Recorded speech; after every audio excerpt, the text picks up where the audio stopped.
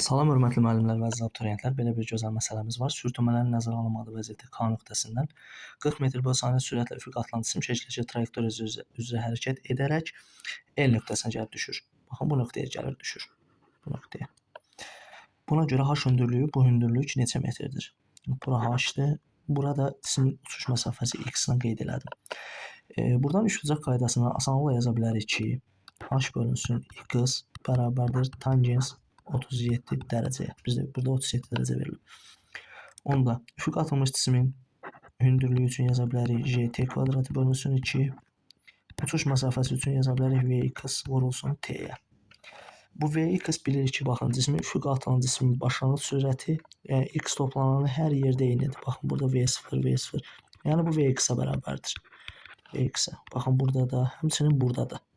v0, v0. vx-ə bərabərdir. Vx. Onda biz asanlıqla bunları tərəf-tərəfə bölsək, yəni yazsaq ki, gt kvadratı bölünsün 2 bölünsün vx t bərabərdir tangens 37 dərəcəyə. Sadələşdirmə aparsaq t ilə t kvadratı ixtisar gedəcək, alınacaq gt bölünsün 2 vx. O da bərabər tangens 37 dərəcə sinus 37 bölü kosinus 37-yə bərabərdir. Sinus 37 dərəcə bölünsün kosinus 37 dərəcəyə. Onda asanlıqla qiymətləri yerinə qoysaq 10 t bölünsün 2 v0-ımız 40 bərabər sinus 37-də 0.6 kosinus 37-də 0.8. Buradan avtomatik taparıq ki, t bərabərdir 6 saniyədir.